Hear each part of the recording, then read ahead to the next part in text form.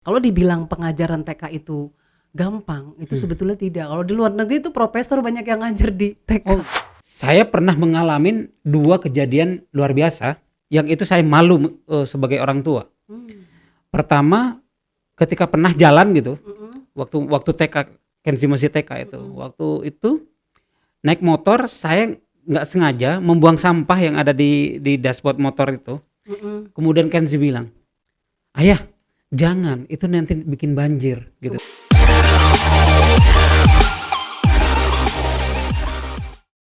Oke, assalamualaikum warahmatullahi wabarakatuh, teman-teman semua, sahabat semua. Selamat berjumpa kembali dengan saya Cak Hamid. Ya, di YouTube saya yang makin hari makin lumayan tambah keren ini. Eh, Teman-teman semua, kali ini setelah saya lama tidak pakai jaket kebesaran, hari ini saya sengaja pakai warna merah karena merah hari ini isunya agak menarik di Indonesia. Tapi hari ini saya tidak bicara tentang isu, tapi bukan isu nasional, tapi saya ingin berbicara hal yang lebih serius dari itu, yang jarang dibidik oleh orang, jarang dibicarakan oleh masyarakat, pengamat dan sebagainya, yang seolah-olah abai, padahal itu sangat maha penting bagi saya, tentu bagi kita sebagai bangsa ini. Apa itu? Yaitu tentang dunia pendidikan. Nah, hari ini saya memang agak lama saya sudah mulai agak gelisah tentang ini. Eh, Makanya saya coba jawab kegelisahan saya dengan menghadirkan salah satu sahabat terbaik saya yang bergerak di bidang pendidikan, yang hampir seluruh hidupnya dibaktikan kepada dunia pendidikan. Sambut saja di depan saya Ibu Neneng. Selamat datang Bu Neneng di podcast saya. Terima kasih Cak Hamid, Siap. sahabat saya yang Iya, keren. iya, iya. Mudah-mudahan YouTube-nya selalu makin maju ya. Amin, Terima amin, kasih amin. sudah mengundang saya di sini. Siap, siap. Assalamualaikum warahmatullahi wabarakatuh untuk semuanya. Waalaikumsalam warahmatullahi wabarakatuh. Jadi Po Neneng ini, Bu Neneng ini, sorry, saya biasanya agak bercanda, biasanya manggil Po Neneng gitu, karena saking akrabnya. Ibu Neneng ini sudah lebih dari separuh hidupnya, bahkan hampir seluruh hidupnya dibaktikan untuk dunia pendidikan. Dan saat ini menjabat sebagai kepala sekolah TK Bakti Bakti Mulia Mulia 400. 400 Pondok Indah. Jadi beliau ini adalah kepala sekolah di TK yang ya menengah ke atas lah. Biasanya di sana itu yang sekolah di sana biasanya ya di Pondok Indah, teman-teman. Jadi Pondok Indah gitu kan, biasanya artis-artis anaknya juga disekolahkan di situ, ya kan? Alhamdulillah. Iya, iya, iya.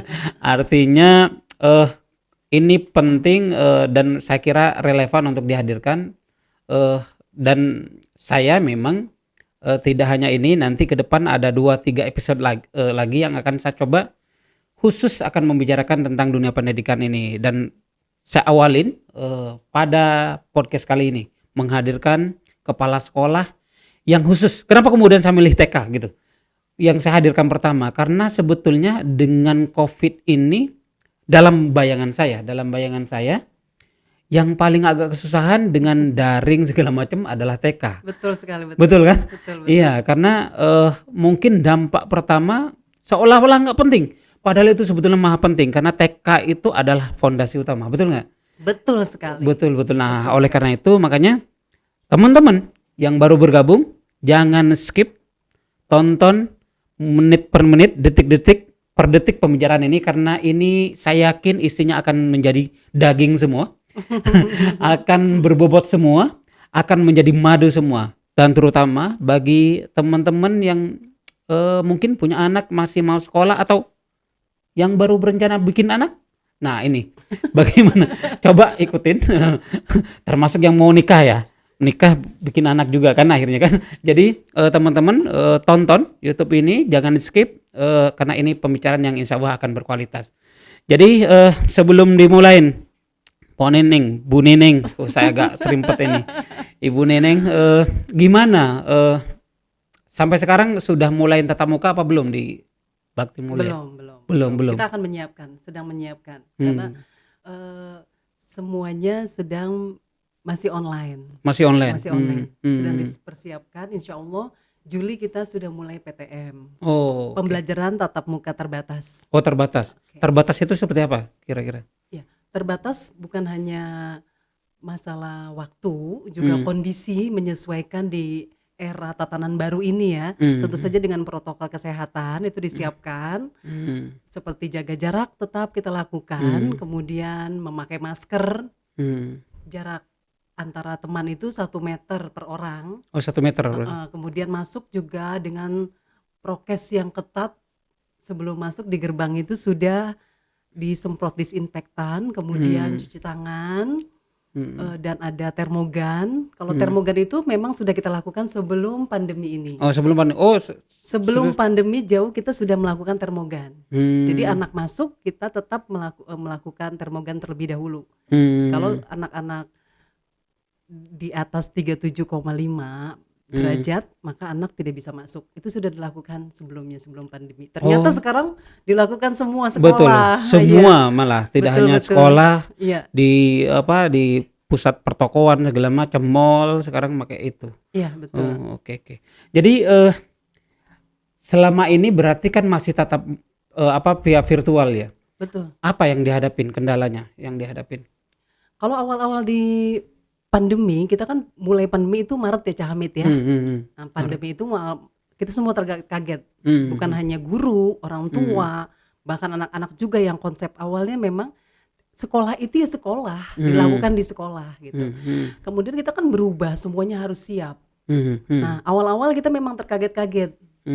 Bagaimana menghadirkan sekolah itu di rumah. Nah, di rumah itu kemudian kita menyiapkan segala sesuatunya termasuk alat-alatnya. Iya betul.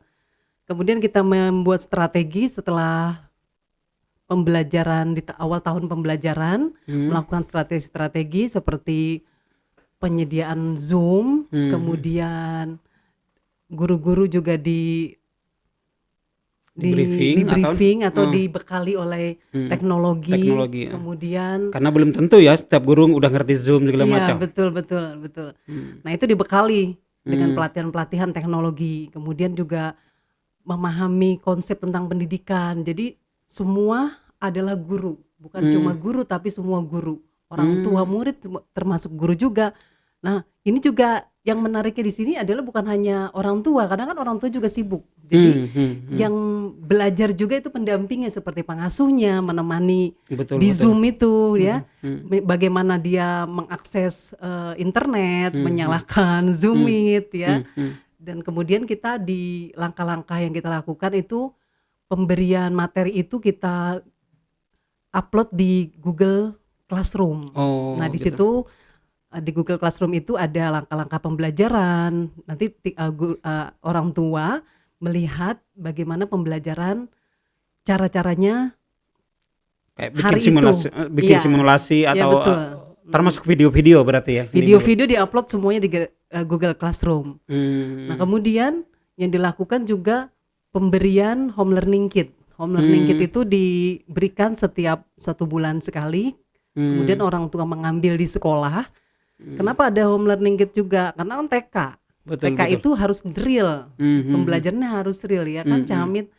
Nah itu aspek perkembangan anak akan didapatkan dari situ. Kita bukan hanya TK itu bukan hanya melulu menulis, bukan, tidak hanya menyanyi, melukis, tapi 5 aspek perkembangan itu yang harus kita capai, meskipun karena ada biasa keadaannya menggunting segala macam.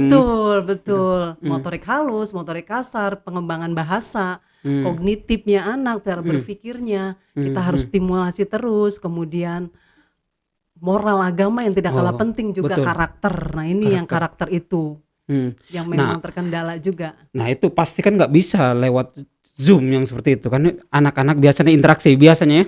Kalau pengalaman anak-anak saya itu tadinya itu nggak mau ngalah segala macam, tapi ketika masuk TK di situ ada proses interaksi kan. Betul. Bahwa dominasi dia di rumah itu tidak bisa dilakukan ketika di sekolah. Ternyata ada orang yang nggak mau kalah gitu kan. Ya. Nah proses interaksi itu yang kemudian nggak terjadi kalau sekarang via Zoom itu ya.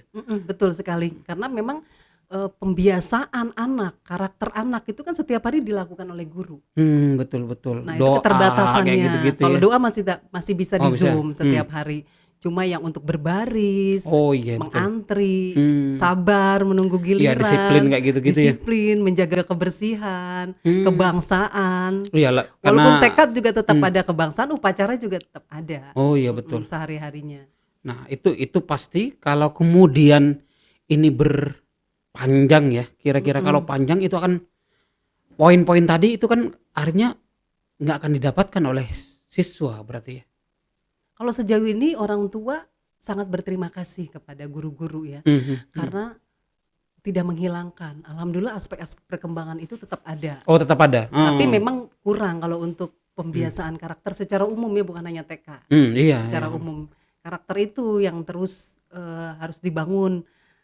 Bahwa yang tadi saya katakan bahwa semua akan menjadi guru. Di rumah juga kita kondisikan seperti guru.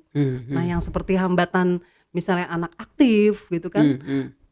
Anak aktif kan berbeda. Anak yang masing-masing anak kan mempunyai karakteristik yang berbeda. Nah, itu kita siasati kalau misalnya ada anak yang fokusnya kurang atau daya Tangkapnya, sosialisasi atau di mananya. Kemudian yang kita lakukan adalah home visit ke rumah. Oh, Tetap ada home kita visitnya? ada juga ya. Yang pertama memang kita kan mengetahui bagaimana anak itu yang Kebutuhan-kebutuhannya iya, ya. karena kan sebelum masuk ke TK, sebelum anak masuk itu ada wawancara orang tua, perkembangan anaknya bagaimana, kita deteksi dini semua Oh, Cahamid. sebelum-sebelumnya Iya, apakah sebelum-sebelumnya. apakah ada semacam Iya. kelainan, aktif enggaknya gitu-gitu ya. Nah, kita observasi di rumah. Tapi tetap kita lakukan sebelum masuk sekolah, kita tetap mengadakan wawancara orang tua. Observasi anak tetap kita lakukan. Baik secara online, ada juga yang permintaannya secara offline. Tetap ada yang minta datang ke sekolah, tetap kita layani gitu. Oh gitu. Itu berarti orang tua itu konsultasi atau guru yang datang ke rumah gitu. Guru yang datang ke rumah, ada juga yang kita layani seperti itu. Oke. Tapi kebanyakan pembelajarannya tetap melalui online. Online. Selama ini kira-kira kendala guru gitu yang dihadapin, terutama ngurus anak TK gitu kan. Ngurus anak TK. Betul. Langsung aja susah apalagi via daring gitu. Iya, betul. Karena kalau banyak di awal-awal pandemi itu banyak viral di media sampai orang tuanya yang malah yang stres gitu kan, yang ngamuk-ngamuk gitu. Nah, kira-kira kalau dari sisi guru gini. Ini kalau yang banyak viralnya kan nggak ada cerita guru yang stres gitu kan. Nah, kira-kira pada kenyataannya seperti apa tuh? Apa yang dihadapin kesulitan-kesulitan guru? Iya, awalnya ada juga yang dari rumah itu sinyal gangguan sinyal. Gitu. Kalau Pondok Indah masih ada ya siswanya yang gangguan sinyal juga ya? siswanya ada juga, karena kan nggak stabil juga kan.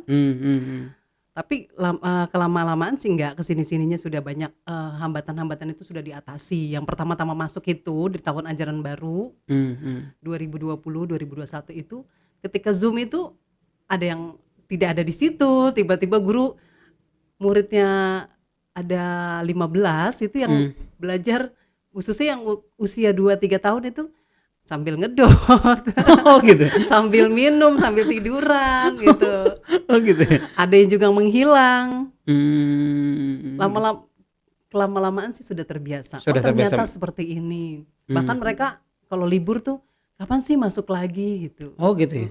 Senang Malah mereka sekali. udah mulai menikmati, mulai adaptasi dengan Sekali, ya. Zoom ini. Oke. Tapi memang peran pendamping di rumah juga tidak lepas dari itu, orang tua, pendamping. Oh iya, itu nggak boleh ditawar itu. Betul. Nggak boleh ditawar karena saya di rumah akhirnya mau nggak mau karena ada yang masih TK ya dua-duanya. Itu akhirnya ngundang guru jadi les akhirnya tambahan. Karena kayaknya kalau dari Zoom aja gak cukup. Akhirnya di les gurunya. Tapi cuman kan tidak semua orang mampu seperti itu kan. Betul. Tidak semua orang mampu seperti itu. Oleh karena itu menurut saya yang pertanyaannya gitu loh. Pertanyaannya kalau seandainya pandemi ini berlarut-larut gitu, nggak selesai-selesai, gimana ini nasib dunia pendidikan kita? Paling enggak lah di tingkat TK atau paling enggak di lembaga yang Ibu pimpin? Iya, kita sih mengharap pandemi ini segera berlalu ya. Kalau untuk sementara kita sudah menyiapkan pembelajaran tatap muka terbatas, itu nanti kita akan lakukan. Kedepannya memang diupayakan untuk sudah ada dari Panadim bahwa pembelajaran tatap muka terbatas akan dilakukan. Oh, tetap dilakukan. Kalau untuk TK sendiri itu kan 50%. Oh, Jadi 50%. kehadiran anak itu harusnya kan Senin sampai Jumat, tapi nanti akan masuk 1 minggu 2 kali. Tentu dengan protokol kesehatan yang Itu nanti sangat di-zigzag ketat. berarti kan, karena kelas menjadi separuh jadi. Betul, artinya. kehadiran guru, kehadiran anak juga 50% dari kehadiran yang normal. Jadi artinya kalau kemudian berlarut-larut, jadi semua lini harus menerima ini, harus dengan perbaikan-perbaikan tentunya kan. Betul, Kalau betul. di sisi metodenya pasti nanti akan berkembang kan. Betul. Dengan kelemahan-kelemahan yang kayak kemarin yang sebelumnya seperti apa. Selalu kita mengadakan perkembangan terus ya. Hmm. Dan guru-guru juga sudah siap. Luar biasa ini kerjanya. Kerjanya memang kita double. Tidak dibilang mudah. Di masa pandemi ini guru-guru itu melek teknologi. Ya, Dia harus belajar meramu pembelajarannya, mencari terus strategi supaya anak-anak menyenangi. Dan perkembangan itu, aspek perkembangan tidak kedodoran. karena memang di usia dini ya, usia dini ini adalah stimulasi yang paling penting, tidak bisa dilewatkan. Kenapa? Karena di usia dini adalah masa golden age, artinya masa perkembangan yang sangat cepat, yang gampang distimulasi. Kecerdasan anak ketika usia 0 sampai 4 tahun itu 50% Perkembangannya. Neuron-neuronnya kan banyak sekali. Itu sambungan-sambungannya itu cepat sekali di usia 0 sampai 4 tahun. 4 tahun. Kemudian 80% itu di usia sampai 8 tahun, 80%. Kemudian sempurnanya itu 8 sampai 18 tahun, sampai 100%. Nah, itu masa-masa golden age itu tidak bisa terlewatkan. Betul. Itu artinya itu menjadi PR. Betul. Guru-guru yang mengajar di usia-usia golden age itu kan gitu. Iya, betul. Terutama di angka-angka ya yang Ibu jalani sekarang di usia-usia 4 tahun sampai 8 tahun itu kan. Iya. Gitu. Kalau dibilang pengajaran TK itu gampang, itu sebetulnya tidak. Kalau di luar negeri itu profesor banyak yang ngajar di TK. Oh gitu ya. Karena Malah profesor. iya, karena kita harus memahami tentang psikologi anak, kemudian di TK pembelajaran secara integratif holistik. Semuanya aspek kita ini seperti mata elang, melihat satu anak itu seperti mata elang, Cak Hamid. Dari mulai deteksi dini pertama, kemudian tahap perkembangan anak itu harus dimiliki oleh guru. Kemudian bagaimana supaya anak itu, kita TK itu kan pembinaan secara jasmani, secara pembinaannya itu kan terus menerus ya, untuk menyiapkan di jenjang berikutnya. Iya, karena kalau Sangat penting. Kalau kedodoran di TK-nya nanti di SD-nya juga kedodoran kan jatuhnya. Iya, makanya kan kemarin itu ada peraturan dari pemerintah bahwa wajib 1 tahun di TK. Ini baru tahun ini. Minimal 1 tahun gitu ya. Harus. Anak itu harus sebelum SD itu wajib melewati 1 tahun di TK. Karena itu pendekatannya juga empiris, yuridis, itu secara sudah melalui penelitian, itu melibatkan Kementerian Pendidikan Kebudayaan, kemudian psikologi UI, kemudian Fakultas PAUD di UNJ dan penelitian-penelitian lain akhirnya menentukan bahwa TK itu harus dilewati anak sebelum masuk ke SD. Ada beberapa sekolahan yang nggak mewajibkan itu tadinya kan sebelum-sebelumnya. Betul. Yang penting mau gitu kan, apalagi di tengah persaingan untuk merebut siswa. Meremehkan, kadang-kadang meremehkan pendidikan TK itu nggak penting. Padahal itu adalah pondasi awal yang harus dilewati oleh anak. Karena stimulasi itu harus di TK itu. Saya merasa waktu anak saya yang pertama Kenzi itu TK itu merasa terbantu sekali karena di situ nilai-nilai tentang kebersihan segala macam, akhlak, antri segala dan saya pernah mengalami 2 kejadian luar biasa yang itu saya malu sebagai orang tua.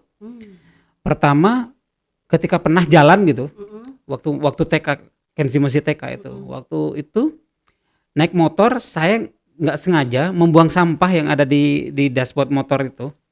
Kemudian Kenzi bilang, "Ayah, jangan, itu nanti bikin banjir," gitu kan. Subhanallah. Nah itu waktu itu Kenzi. Yang kejadian yang kedua, waktu itu Lebaran, antri di rumah itu tidak butuh salah satu kalau nggak salah jintan hitam kecil butuhnya gitu ya.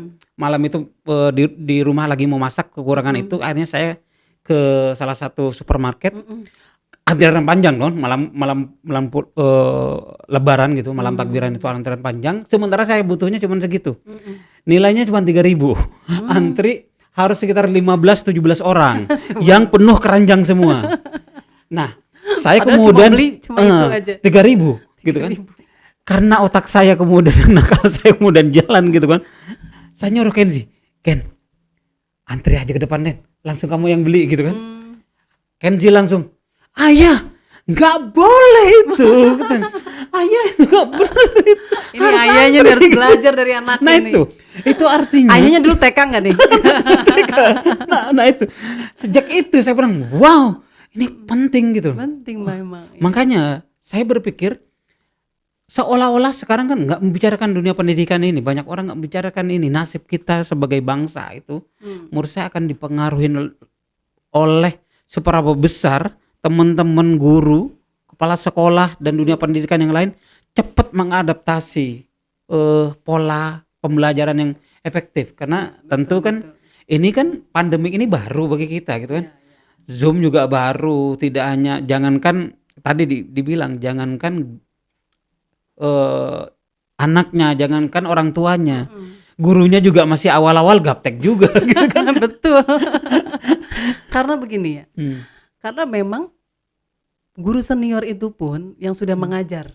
Di sekolah saya kebetulan 29 tahun, 30. Nah, baru melewati seumur hidupnya baru ini kan, baru ini gitu. Jadi memaksa orang untuk belajar lagi dan belajar terus. Bahkan orang tua juga jadi paham tentang perkembangan anak, terus pendidikan anak, baca termasuk buku jadi lagi. guru ya. Iya, karena mereka harus banyak menstimulasi anak. Ya kan? Selama ini karena memang pendidikan itu tidak lepas dari peran orang tua, guru, lingkungan, masyarakat semuanya, dan pemerintah kita merasa sekali di pandemi ini semuanya bahu membahu. Bagaimana mencerdaskan anak bangsa. Karena tugas pendidikan ini bukan hanya di guru tapi semuanya. Dan tugas pendidikan ini adalah mencerdaskan.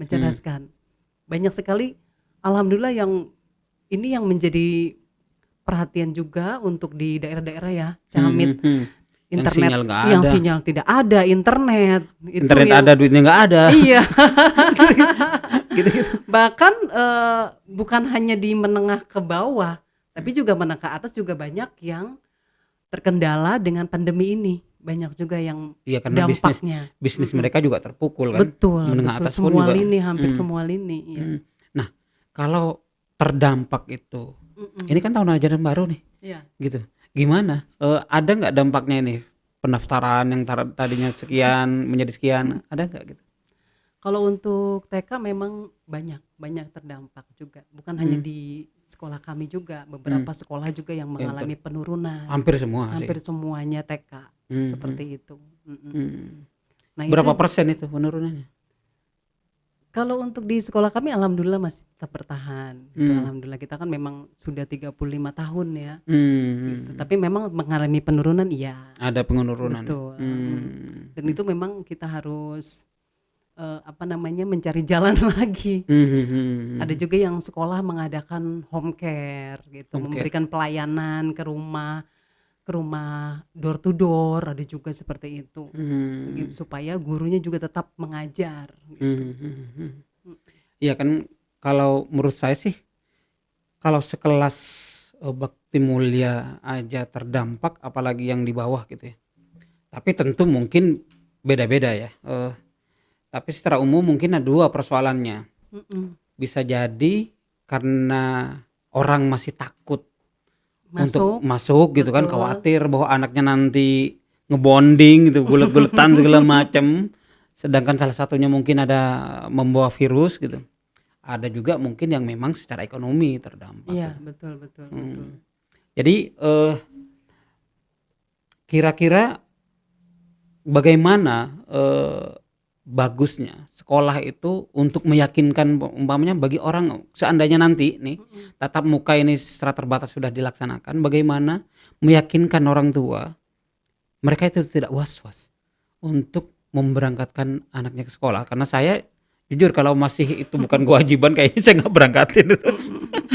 Mending saya ajarin aja gitu atau ibunya ngajarin gitu atau nama les gitu. Nah ini saya aja yang memikirkan kira-kira agak khawatir gitu kira-kira. Nah bagaimana cara sekolah gitu menyiasatin itu tadi kekhawatiran para orang tua terhadap COVID ini. Yang pertama kita kembali lagi ya, niat kita memang untuk anak-anak, menstimulasi di usia golden age ini. Tentu dengan kita kan sebelumnya ya divaksin, guru-gurunya vaksin semuanya. Oh, udah divaksin. Iya, vaksin. Dan menyiapkan protokol kesehatan yang ketat. Sebelum kita mengadakan pelaksanaan tatap muka terbatas, itu pilotingnya banyak sekali, Cak Hamid. Oh, gitu. Mengisikan dokumen, ada 8 file dokumen yang harus diisi, itu banyak sekali isian-isiannya. Kemudian pengawas datang, tinjauan dari suku dinas pendidikan, Oh, ada tentang mereka yang ngontrol. persiapan. Ada. Sebelumnya itu piloting, kemudian pembekalan gurunya banyak sekali untuk persiapan tatap muka ini. Gitu. Tentu saja sebelumnya kan ada perjanjian orang tua bahwa anaknya bersedia untuk melakukan tatap muka terbatas. Gitu. Jika ada hal-hal yang tidak diinginkan sudah tanggung jawab dan sudah orang tua sudah mentandatangani itu. Artinya orang tua juga ada Sudah nota setuju. kesiapan ya. Iya, sudah kesiapan bahwa mereka bersedia. Jika ada sesuatu gitu ya Iya. bahwa ini menjadi tanggung jawab orang tua Iya, gitu. betul. Walaupun tentu memang di sekolah juga bertanggung jawab untuk menjaga ya, jangan betul. sampai penularan itu terjadi. Iya, betul. Nanti kan di kelas itu ada namanya kelas isolasi di situ. Jadi setiap sekolah itu menyediakan kelas isolasi. Seperti tadi saya katakan bahwa memang kebersihan, kesehatan, keselamatan anak nomor 1. Ketika masuk, jika panasnya di atas 37,8, 37,5 itu tidak boleh masuk, tidak diperkenankan masuk sekolah. Kemudian menjaga jarak, mencuci tangan, 1 jam sekali mencuci tangan. Terus juga tidak membawa makanan, hanya minuman saja. Karena Udah nggak boleh makanan. pembelajaran pun biasanya 4 jam, ini menjadi 1,5 jam untuk kelompok besar. Oh gitu. Gitu. 1 jam setengah. Iya. Nah jika ada yang tidak mau tatap muka, tetap kita melayani online. Oh, disiapin ya. Kalau ada orang tua yang ternyata nggak bersedia untuk tatap muka. Iya, kita Karena kan sudah, ketakutan tadi gitu ya. betul. Tetap kita 2 hari itu tatap muka secara offline, 3 hari itu secara online. Tetap mengadakan itu. Jika tidak keberatan, itu kita tetap memasang kamera yang dihubungkan ke rumah. Jadi tetap anak mengikuti pembelajaran secara online, walaupun temannya tetap di offline gitu. Oh, di offline. Oh, jadi nantinya akan ada kombinasi ya. Iya, kombinasi. Offline online gitu ya. Tetap ada. Karena tatap muka terbatas tadi ya. Jumlah harinya pun tidak penuh, tidak 5 hari, menjadi 2 hari. Stres nggak, Bu? Ngurus beginian. Hal yang baru, Betul. tambah juga takut kan sedikit takutnya. Ada pasti ada kejenuhan. Semua anak juga mengalami itu, kejenuhan. Guru juga mulai jenuh ya. Tapi sudah 1 tahun ini kan sudah 1 tahun ya. 1 Sudah tahun. menikmati. Karena manusia itu memang kan manusia adaptasi. Allah paling memberikan cepat, betul. manusia itu diberikan Allah adaptasi yang cepat. Betul. Seperti ini kita harus kuat, struggle gitu. Sudah siap semuanya dengan semuanya itu kita harus siap. Termasuk saya adaptasi sama Ibu. Tadinya saya nggak mau pakai jaket. Oh gitu ya. Karena merah ya sudah sama-sama merah gitu. Bukan warnanya yang lain ya. Bukan. Ada indikasi yang lain Nggak ada. warnanya. Ini sebetulnya jaket kebangsaan saya di podcast. Banyak yang di komen itu, mana jaketnya? Saya pakai sehari ini. Pengobat rindu. Ini hebat juga nih teman saya Cak Hamid nih. ampun. Hebat. Jadi Adaptasinya cepat juga nih. iya, dengan makanya. bisnisnya. Bisnis, siap. Dengan perusahaan yang terbaru juga adaptasi ya. Iya, semuanya diadaptasi. Mau nggak mau kan? Iya, betul. Karena tidak hanya di dunia pendidikan, dunia yang lain juga udah mengalami perubahan. Ambruk juga banyak lumayan. Jadi ada beberapa bisnis yang tutup. Kok curhat jadinya? Kok jadi curhat jadi? Jadi ngomong-ngomong apa ya? Sebetulnya kan kalau ngurus anak itu bisa jadi sudah menjadi kayak anak sendiri kan, anak-anak kecil kan lucu-lucu gitu. Mengalami kekangenan nggak gitu ngurus anak-anak gitu tuh? Iya banget. Semua guru pasti kangen sekali. Anak-anak juga seperti itu. Tapi ada juga yang lucu, yang unik. Mama, aku tuh konsep begini. Mereka tuh konsepnya jadi berbeda. Aku tuh punya sekolah. Jadi ketika itu anaknya baru, tahun ajaran baru dia masuk. Oh, aku punya sekolah ya. Ada gedungnya di situ. Ada gedungnya di situ. Dikirainnya taunya Zoom aja gitu. Zoom aja. Ternyata ada sekolahnya, ada gedungnya gitu. Tapi ada juga yang anak yang masuk ke tahun kedua itu malam-malam datang. Jam nangis. Dia kangen sama guru, teman-temannya. Nah, kemudian itu dia. mamanya nganter ke sekolah. Malam-malam cuma aku maunya di sini.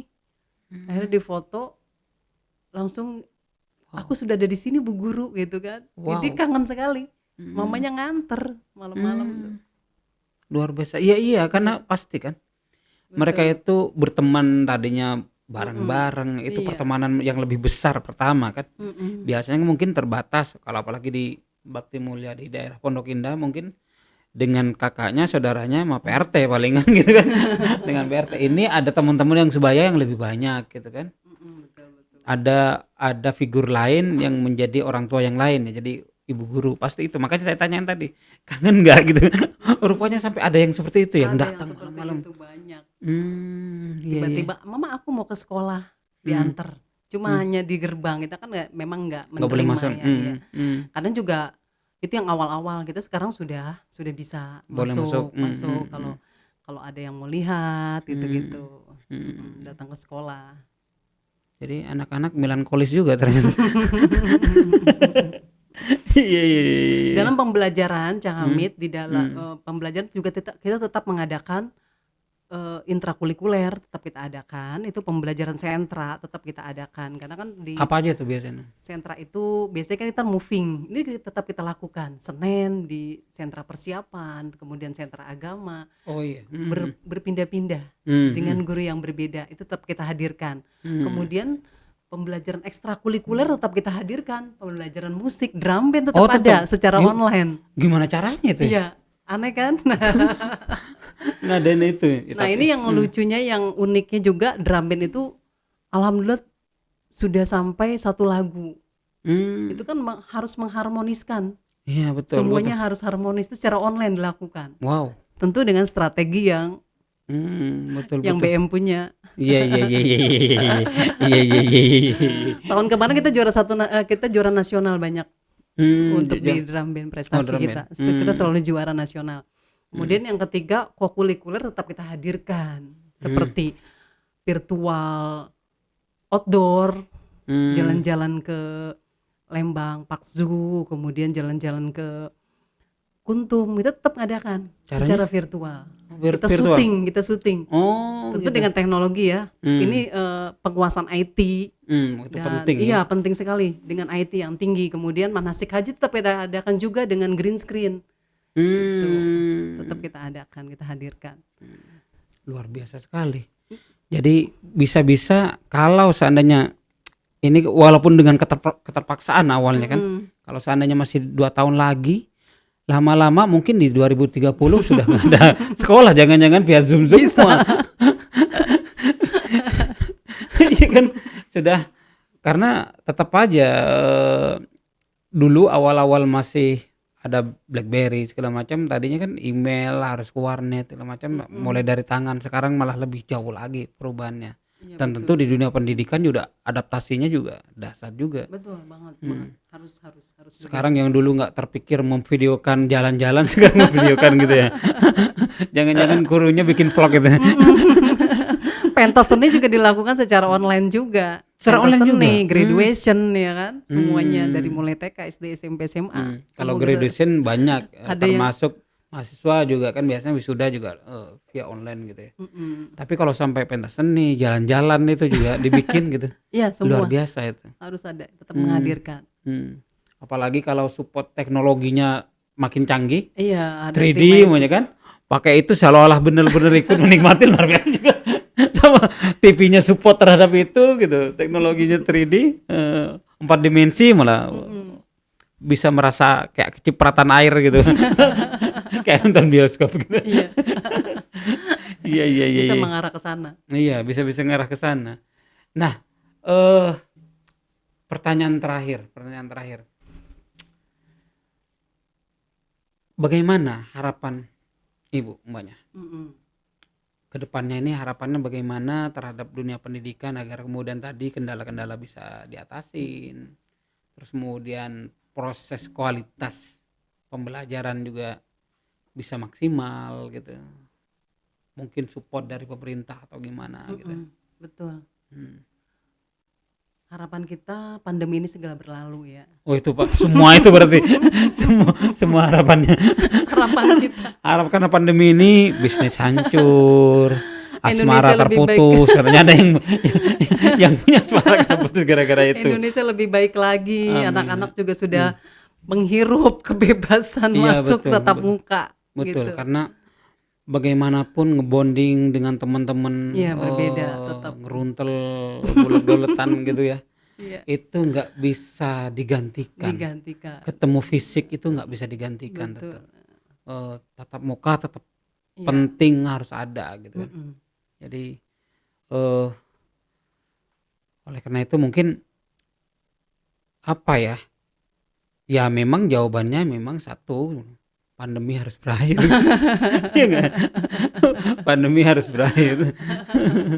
Nah, Pok sebelum ditutup, Pok lagi saya tuh.